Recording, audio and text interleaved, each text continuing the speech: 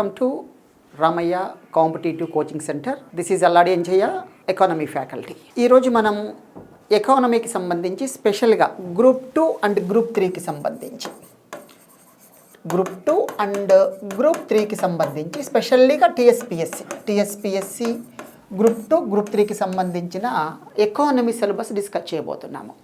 బేసిక్గా మనకు గ్రూప్ 2 ఎగ్జామ్లో అయితే టోటల్గా 4 పేపర్స్ ఉంటాయని అందరికీ తెలుసు. ఫస్ట్ వన్ జిఎస్ ఉంటుంది, second one polity and Telangana history sociology ఉంటుంది, థర్డ్ వచ్చరికి ఎకానమీ పార్ట్ ఉంటుంది, ఫోర్త్ తెలంగాణ మూమెంట్ ఉంటుంది. ఇందులో నేను డీల్ చేయబోయే టాపిక్ వచ్చరికి థర్డ్ పేపర్. ఈ థర్డ్ పేపర్లో అరౌండ్ 150 మార్క్స్ ఉంటాయండి, 150 మార్క్స్. ఇందులో ఈ థర్డ్ పేపర్లో సరికి మొత్తం మనకి సింపుల్గా 3 సెక్షన్స్ ఉంటాయి.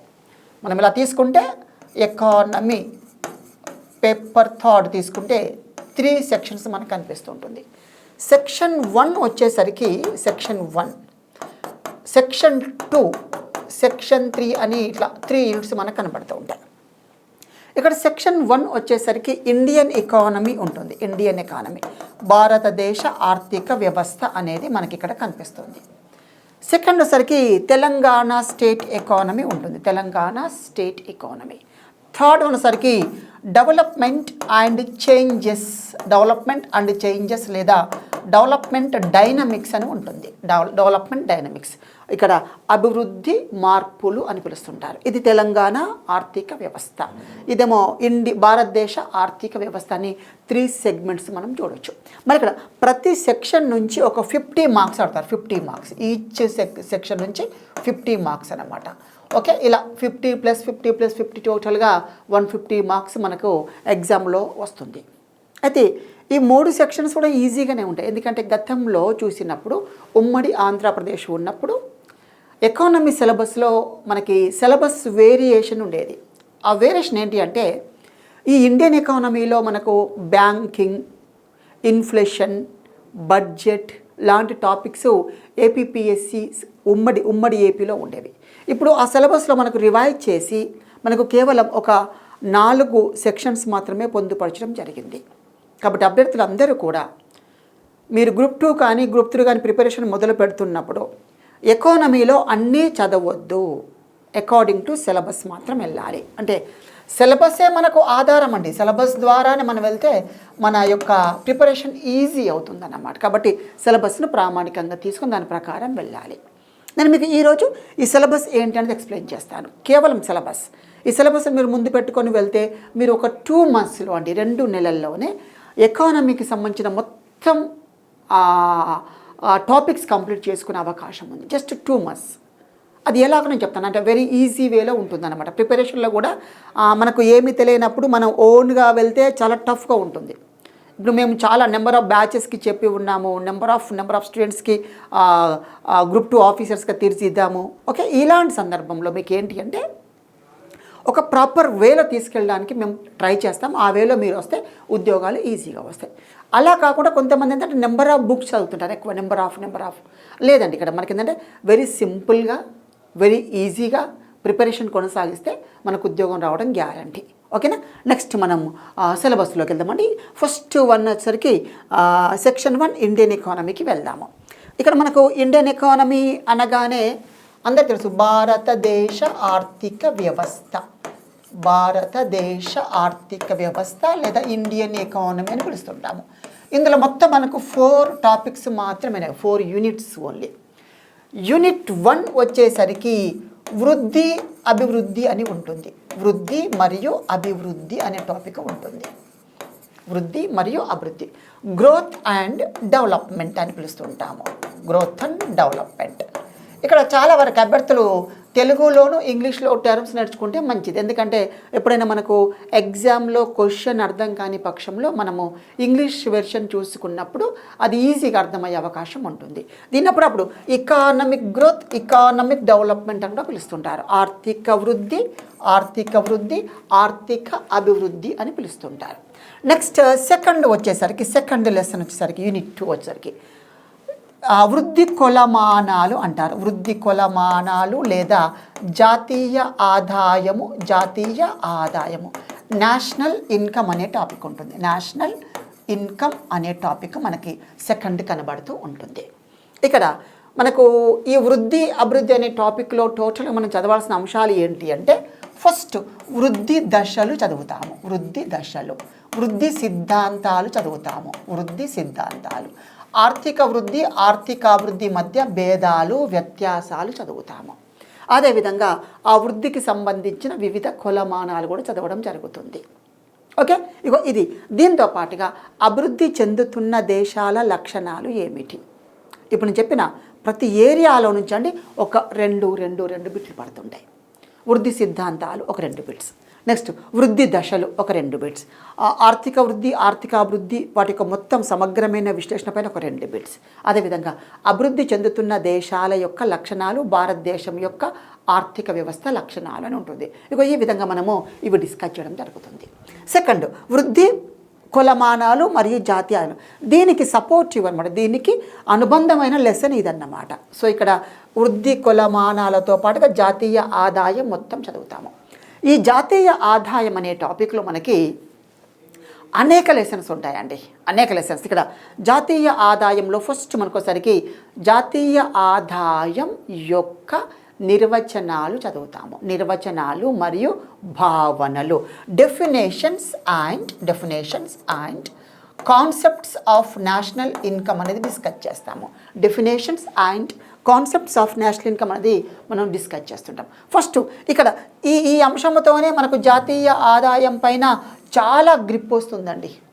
అంటే ఎకానమీలో ఉండే ఒక అద్భుతమైన అంశం ఏంటంటే, ఎకానమీ సబ్జెక్టులో ప్రతి అంశానికి ప్రతి పదానికి ఒక డెఫినేషన్ ఉంటుంది. ఆ డెఫినేషన్ పైన ఫుల్ కమాండింగ్ వస్తే ఒక బిట్టు ఖచ్చితంగా చేస్తాము. ఎందుకంటే ఈ వృద్ధి అభివృద్ధి అనే లెసన్ మొత్తం పైన అనేక క్వశ్చన్స్ ఇస్తారు కదా, అందులో డెఫినేషన్ ఆధారితంగా క్వశ్చన్ పడుతుంది. ఇక మిస్ అవ్వదు అంతే, అది క్వశ్చన్ పడుతుంది. కానీ క్వశ్చన్ కొద్దిగా ట్రిక్కీగా పడవచ్చును, క్రిటికల్గా పడవచ్చును, కాంప్లెక్స్గా పడవచ్చును, వెరీ ఈజీగా పడవచ్చును. ఎలా పడినా కూడా మనం మాత్రం కొద్దిగా డెప్త్గా చదువుకున్నప్పుడు ఈజీగా మనం ఆన్సర్ చేయొచ్చు. దాంట్లో definition is very very very important అనమాట. ఇది సెకండ్ అనమాట. దీంతో పాటుగా జాతీయ ఆదాయాన్ని కొలిచే పద్ధతులు ఉంటుంది. మోస్పీ ఉంటుంది. మోస్పీ అంటే ministry of statistics and programme implementations అని ఉంటుంది. అదొక మినిస్ట్రీ అండి.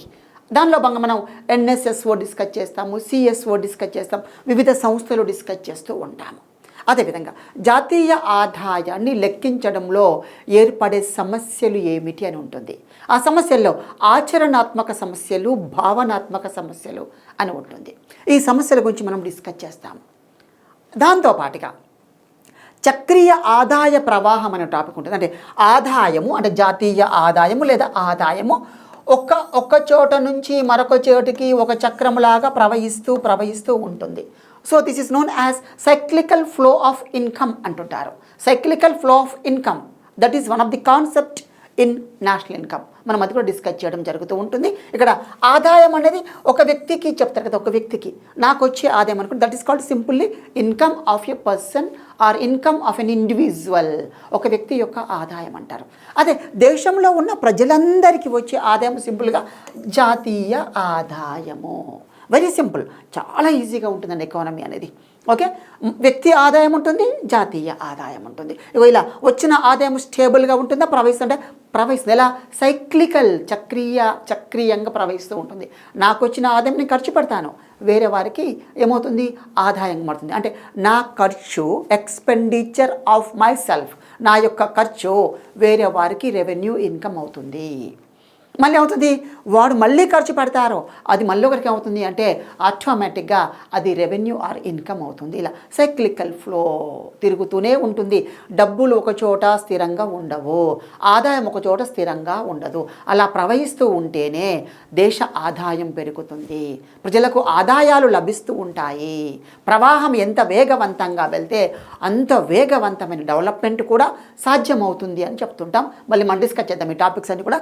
ఇలా నేషనల్ ఇన్కంలో ఈ టాపిక్ డిస్కస్ చేయడం జరుగుతుంది. తర్వాత మూడవది నిరుద్యోగిత మరియు పేదరికము. నిరుద్యోగము మరియు పేదరికము, అన్ఎంప్లాయ్మెంట్ అండ్ పావర్టీ అని ఉంటుంది. నిరుద్యోగము మరియు పేదరికము. ఇక్కడ కూడా మళ్ళీ సేమ్ అండి. నిరుద్యోగం అనగానేమి, పేదరికం అనగానేమి డెఫినేషన్స్ మనం డిస్కస్ చేయాలి. ఆ డెఫినేషన్లోనే అంతర్లీనంగా అనేక అంశాలు క్రోడీకరించబడి ఉంటాయి.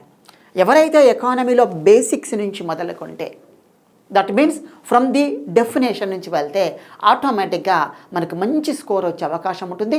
ఎగ్జామ్లో కన్ఫ్యూజన్ తగ్గుతుంది.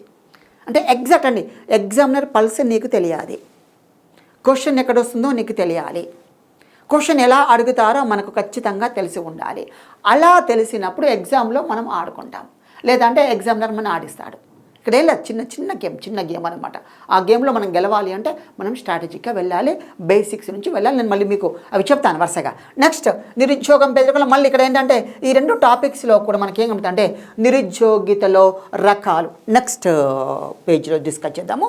ఇక్కడ నిరుద్యోగిత తీసుకున్న యూనిట్ 3 అండి, ఇది యూనిట్ 3. నిరుద్యోగిత తీసుకున్న, పేదరికం తీసుకున్న, ఈ 2 టాపిక్స్లో నిర్వచనం డిస్కస్ చేస్తాం. నిరుద్యోగిత అనగానేమి, పేదరికం అనగానేమి, వాటి యొక్క నిర్వచనాలు డిస్కస్ చేయడం జరుగుతుంది. దెన్ ఆఫ్టర్ వాటి యొక్క భావనలో what are the concepts of poverty and unemployment అనేది డిస్కస్ చేస్తాం. భావనలు, కాన్సెప్ట్స్. అదేవిధంగా నెక్స్ట్ ఈ నిరుద్యోగాన్ని కానీ పేదరికాన్ని కానీ కొనిచే కొలమానాలు ఉంటాయి. Measuring methods of unemployment and poverty. ఇందాక చెప్పాను, జాతీయ ఆదాయంలో కూడా కొలిచే కొలమానాలు ఉంటాయి. Measuring methods of national income అనేది కూడా ఉంటుంది. మనం వాటిని డిస్కస్ చేద్దాం. ఇక్కడ కొలమానాలు అనేవి ఇక్కడ మనకు కనిపిస్తూ ఉంటాయి. అదేవిధంగా ఈ కాన్సెప్ట్స్ మనం డిస్కస్ చేస్తున్నప్పుడు వీటిపైన వివిధ కమిటీలు వేశారు. అంటే నిరుద్యోగిత పైన కమిటీలు, పేదరికం పైన కమిటీలు వేశారు. ఆ కమిటీలను మనం డిస్కస్ చేస్తామండి. ఎందుకంటే కమిటీలు ఎందుకు వేస్తారంటే ఆ ప్రాబ్లమ్స్ని, ఆ ఇష్యూస్ని రెక్టిఫై చేయడం కోసం అని మనకు కమిటీస్ సెటప్ చేస్తారు. అంటే so many committees were set up by the Indian government to on unemployment as well as the poverty మనం డిస్కస్ చేయడం జరుగుతూ ఉంటుంది. ఇది కమిటీలు వస్తాయి. అదేవిధంగా ఈ నిరుద్యోగిత కానీ పేదరికం కానీ నిరుద్యోగితకు గల కారణాలు ఏమిటి, నిరుద్యోగ నిర్మూలన చర్యలు ఏమిటి, నిర్మూలన చర్యలు what are the steps taken by the government of India to control, to rectify, to decrease unemployment and poverty అనేది మనం ఇక్కడ డిస్కస్ చేస్తాం. నిర్మూలన చర్యలు రెండింటి కూడా నిరుద్యోగానికి ఉంటాయి, పేదరికానికి ఉంటాయి, కొద్దిగా సిమిలర్గా ఉంటాయి. ఒక సిమిలర్గా సపోజ్ చూడండి, ఇక్కడ మామూలుగా ఎలా అంటే ఆదాయం లేకపోతే పేదవారు అంటారు, ఆదాయం కంప్లీట్గా చాలా తక్కువ ఉంటే పేదవారు అంటారు సింపుల్గా. చూడండి ఇక్కడ మరి ఆదాయం ఎందుకు లేదు అంటే ఎంప్లాయ్మెంట్ లేదు. ఎంప్లాయ్మెంట్ అంటే తను ఎంప్లాయ్మెంట్ లేకపోతే ఏమంటారు, నిరుద్యోగి అంటారు. నిరుద్యోగికి ఆదాయం వస్తుందంటే రాదు, ఆదాయం లేకపోతే ఏమవుతారు, పేదవారు అవుతుంటారు. కాబట్టి సేమ్ అన్నమాట. అందుకే ఈ ఆదాయం పెంచడం కోసం ఉపాధి కల్పన పథకాలను తీసుకొచ్చారు. ఉపాధి కల్పన అంటే ఎంప్లాయ్మెంట్ ప్రోగ్రామ్స్ వచ్చాయి. అందులో సెల్ఫ్ ఎంప్లాయ్మెంట్ ప్రోగ్రామ్స్ ఉంటాయి, వేజ్ ఎంప్లాయ్మెంట్ ప్రోగ్రామ్స్ కూడా ఉంటాయి. మనం డిస్కస్ చేద్దాం. దిస్ ఈజ్ రిలేటెడ్ టు నిరుద్యోగము మరియు పేదరికానికి సంబంధించి. ఇవాళ మనం ఓన్లీ కేవలం ఈ యొక్క వీడియోలో కేవలం సిలబస్ మాత్రమే పరిచయం చేస్తున్నాం. నెక్స్ట్ వీడియోలో I will discuss elaborately regarding the syllabus. Next మనకి ఫోర్త్ వచ్చేసరికి ఫోర్త్ వన్ అంటే that is last unit of Indian ఎకానమీలో చివరి యూనిట్ అన్నమాట. ఇది ప్రణాళికలు అని ఉంటుంది. ప్రణాళికలు, ప్లాన్స్ అందరికి తెలిసిందనమాట. ఈ ప్రణాళికలు కూడా మళ్ళీ బేసిక్ ప్రణాళికల యొక్క నిర్వచనాలు కావాలి. నిర్వచనాలు మరి తర్వాత ఏంటి, పంచవర్ష ప్రణాళికలు వచ్చాయి. పంచవర్ష ప్రణాళికలు 5-year ప్లాన్స్ తీసుకురావడం జరిగింది. వీటి గురించి మనం డిస్కస్ చేయాలి. ఈ ప్రతి పంచవర్ష ప్రణాళికలో కూడా కొన్ని లక్ష్యాలు ఉన్నాయి. కొన్ని లక్ష్యాలు లేదా ప్రాధాన్యతలు, ఇంపార్టెన్స్, ఆబ్జెక్టివ్స్, టార్గెట్స్, మోడల్స్ ఇవి మనం డిస్కస్ చేయడం జరుగుతుంది. Different models of each plan అంటుంటాం. ప్రతి ప్రణాళిక యొక్క మోడల్ మనం డిస్కస్ చేయడం జరుగుతూ ఉంటుంది. ఇది ప్రణాళికలకు సంబంధించింది. ఇక్కడ స్వాతంత్రానికి పూర్వము ఉన్న ప్రణాళికా విధానం ఏమిటి, స్వాతంత్ర అనంతరము ప్రణాళికా విధానం ఎలా ఉంది, 2015 తర్వాత వచ్చిన ప్రణాళికా విధానం ఎలా ఉంది, మనం 3 డిస్కస్ చేస్తామండి. ఒకటండి బిఫోర్ ఇండిపెండెన్స్, ఆఫ్టర్ ఇండిపెండెన్స్, తర్వాత మళ్ళీ ఏం చేస్తాం ఇక్కడ నరేంద్ర మోడీ గవర్నమెంట్ వచ్చాక ప్రణాళికా సంఘం యొక్క ప్లేస్లో నీతి ఆయోగ్ సెటప్ చేయడం జరిగింది. ఆ నీతి ఆయోగ్ కూడా డిస్కస్ చేస్తాము. నీతి ఆయోగ్ ఇక్కడ ఫస్ట్ ప్రణాళికలు డిస్కస్ చేస్తే సెకండ్ నీతి ఆయోగ్ డిస్కస్ చేయడం జరుగుతుంది. నీతి ఆయోగ్, అసలు నీతి ఆయోగ్ అంటే ఏమిటి? నీతి అంటే ఏంటి? National institution for transforming India, భారతదేశ పరివర్తన కోసం జాతీయ సంస్థ, విధానాల రూపకల్పన సంఘం అని పిలుస్తుంటారు. National institution for transforming India ఇంగ్లీష్లో, తెలుగులో భారతదేశ పరివర్తన కోసం జాతీయ సంస్థ అంటారు. హిందీలో విధానాల రూపకల్పన సంఘం అని పిలుస్తుంటారు. ఈ యొక్క నీతి ఆయోగం డిస్కస్ చేస్తాం. ఇలా డిస్కస్ చేస్తున్నప్పుడు మనము ప్రధానంగా ఇక్కడ ప్లానింగ్ కమిషన్కి నీతి ఆయోగ్కి మధ్య ఉండే వేరియేషన్ కూడా డిస్కస్ చేస్తాం. What are the differences between planning commission and Niti Aayog. ఈ ప్రణాళిక సంఘానికి అనుబంధంగా ఎన్డీసీ అనేది కూడా డిస్కస్ చేస్తాం. ఎన్డీసీ నేషనల్ డెవలప్మెంట్ కౌన్సిల్, జాతీయ అభివృద్ధి మండలి అనేది డిస్కస్ చేయడం జరుగుతుంది. ఓకేనా? ఇగో ఇలా మనం planning commission and Niti Aayog, NDC కూడా డిస్కస్ చేయడం జరుగుతుంది. ఇగో ఇది అనమాట. ఈ నీతి ఆయోగ్ యొక్క కార్యాచరణ ఏమిటి? కార్యాచరణ ప్రణాళిక ఏంటి?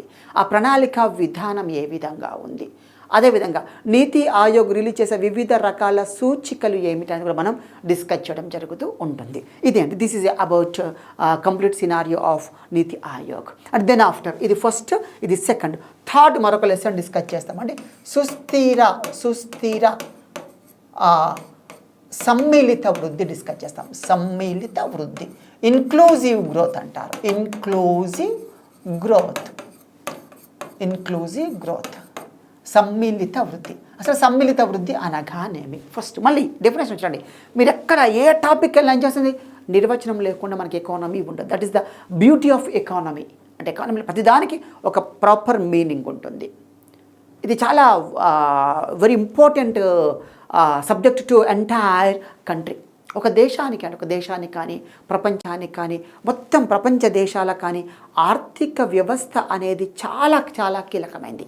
ఎందుకంటే ఆర్థిక వ్యవస్థ లేకుండా, దానిపైన అవగాహన లేకుండా ప్రాపర్ మేనేజ్మెంట్ అనేది సాధ్యం కాదు.